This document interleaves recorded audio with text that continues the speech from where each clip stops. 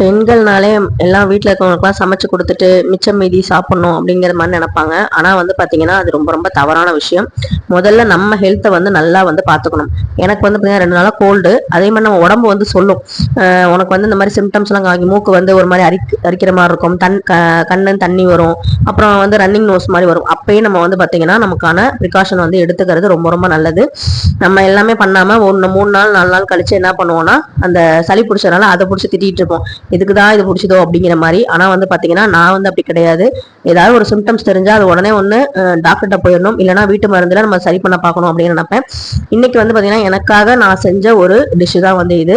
இதுல வந்து பாத்தீங்கன்னா மிளகு, சீரகம், மல்லி இது எல்லாமே இருக்கு. சீரகம் வந்து பாத்தீங்கன்னா உடலை வந்து சீராக்கும்னு சொல்லுவாங்க. அதே மாதிரி வந்து பாத்தீங்கன்னா மஞ்சத்தூள் வந்து ஆன்டிபயோட்டிக். அதோட சேர்த்து மிளகு அப்படின்னா 10 மிளகு இருந்தா பகைவன் வீட்டுல கூட நம்ம வந்து சாப்பாடு சாப்பிடலாம் அப்படின்னு சொல்லுவாங்க. அந்த அளவுக்கு வந்து மிளகு வந்து ரொம்ப ரொம்ப ஒரு உடம்புக்கு நல்லது. சளி பிடிச்சிருந்தா கண்டிப்பா வந்து மிளகு ரசம் எல்லார் வீட்லயும் வச்சு சாப்பிடுவோம்.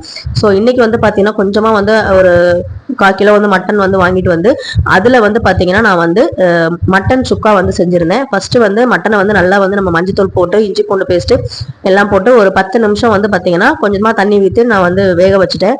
அதுக்கப்புறம் ஒரு தாச்சியில சின்ன வெங்காயம், வரமிளகா, அதுக்கப்புறம் வந்து பாத்தீங்கன்னா கருவேப்பிலை இதெல்லாம் வந்து போட்டுட்டு இஞ்சி பூண்டு பேஸ்ட் கொஞ்சமா வந்து போட்டுட்டு அதுக்கப்புறம் மட்டனையும் சேர்த்து நல்லா ஆட் பண்ணிக்கிட்டு அதுல வந்து தண்ணி ஊற்றி வேக வச்சாச்சு. அதோட சேர்த்து நான் அரைச்ச மசாலா என்னன்னு பாத்தீங்கன்னா பட்டை, கிராம்பு, சீரகம் வந்து 1.5 ஸ்பூனு, மல்லி 1 ஸ்பூன், அதுக்கப்புறம் தனியா 1 ஸ்பூன் இதெல்லாம் சேர்த்து வந்து அரைச்சது பொடியை வந்து 2 ஸ்பூன் வந்து தூவி விட்டேன். மீதி இருந்தா நீங்க எடுத்து வச்சுக்கலாம். அடுத்து நம்ம ஏதாவது சமைக்கும் போது நம்ம நான்வெஜ் சமைக்கும் போது எடுத்து அதை யூஸ் பண்ணிக்கலாம்.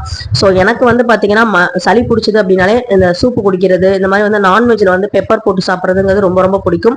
அதை வந்து கியூர் பண்றதுக்கு எனக்கு நான்வெஜ் வந்து கொஞ்சம் ஸ்ட்ரென்த் கொடுக்கும் அப்படிங்கிற மாதிரி நான் யோசிப்பேன். ஸோ வந்து பாத்தீங்கன்னா இந்த மட்டன் சுக்கா வந்து ரெடி ஆயிடுச்சு. இது எனக்காக நான் பண்ண டிஷ். உங்களுக்காக நீங்க என்ன ஸ்பெஷலா செஞ்சு சாப்பிட்டுருக்கீங்க அப்படிங்கிறத கமெண்ட்ல சொல்லுங்க. எத்தனை பேர் சொல்றீங்கன்னு பார்க்கலாம். தேங்க்யூ.